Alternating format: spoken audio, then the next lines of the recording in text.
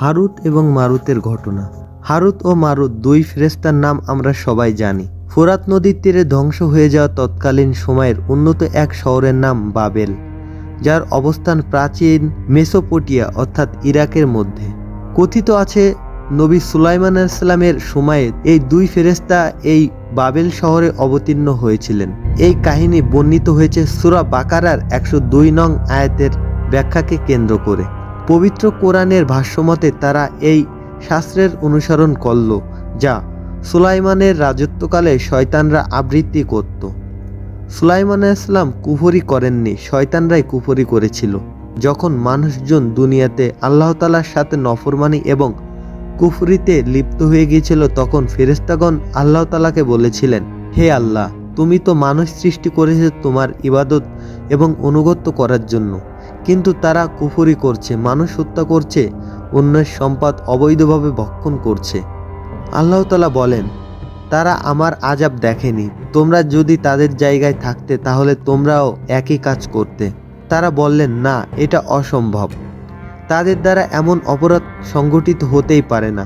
তখন আল্লাহ তাআলা বলেন, ঠিক আছে, তোমাদের মধ্য থেকে দুজন ফেরেশতাকে নির্ধারণ করে দাও, আমি তাদেরকে কিছুর বিষয়ে নির্দেশ প্রদান করব এবং কিছু বিষয়ে নিষেধ প্রদান করব। তারা হারুত এবং মারুত নামক দুজন ফেরেশতাকে নিযুক্ত করলেন। আল্লাহ তাআলা তাদেরকে দুনিয়ায় পাঠিয়ে দিলেন। তাদের উপর নির্দেশ ছিল যে আল্লাহ তাআলার ইবাদত করা এবং নিষেধাজ্ঞা ছিল যে তার সাথে কাউকে অংশীদারি স্থাপন, অন্যায়ভাবে মানুষ খুন, অন্যের সম্পদ অন্যায়ভাবে ভক্ষণ, চুরি, ডাকাতি, জিনা, ব্যভিচার এবং মদ্যপান ইত্যাদি না করা। অতঃপর তারা পৃথিবীতে অবতীর্ণ হলেন এবং হারুত মারুত তখন কিছু লোককে জাদু শিখিয়েছিলেন। শেখানোর শর্ত ছিল সেই জাদু কারোর উপর প্রয়োগ করা যাবে না। জাদুবিদ্যা যে আসলে মন্দ, সবাইকে এটা শেখানোর জন্যই তারা এসেছিলেন। নবীরা মুজিজা দেখান, মুজিজা জাদু নয়। তারা মানুষকে জাদুবিদ্যা এবং বাবেল শহরে হারুত ও মারুত দুই ফেরেশতার প্রতি যা অবতীর্ণ হয়েছিল তা শিক্ষা দিত।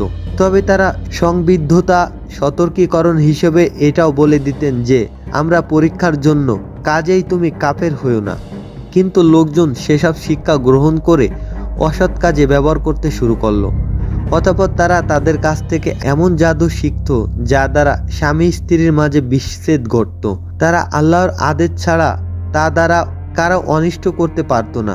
তারা তাই শিখে যা তাদের ক্ষতি করে এবং কোনো উপকারে আসে না।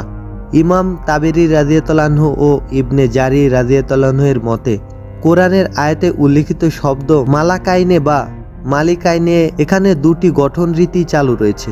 যদি বলা হয় মালিকাইনে দুজন শাসক, তাহলে এর ব্যাখ্যা হলো হারুত মারুত কোনো ফেরেশতা নন, বরং তৎকালীন সময়ে দুজন বাদশা, যারা কোনো অপরাধ করেছিলেন আর আল্লাহর কাছে প্রার্থনা করেছেন যে আমাদের দুনিয়াতে শাস্তি দিন। আল্লাহ সেটি কবুল করেছেন এবং দুনিয়াবাসী শিক্ষার জন্য নিদর্শন হিসেবে সেভাবে রেখেছেন যেন মানুষ জাদু নামক কুফরি থেকে বিরত থাকে।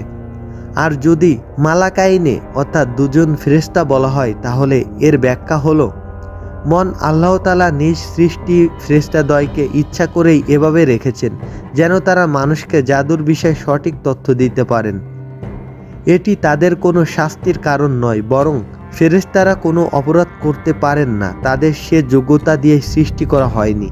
যেমন কোরআনে সূরা তাহরিমের 6 নম্বর আয়াতে বলা হয়েছে, ফেরেশতা অমান্য করে না তা যা আল্লাহ তাদের আদেশ করেন, আর তারা যা করতে আদেশপ্রাপ্ত হন তাই তারা করেন। সূরা তাহরিম আয়াত 6।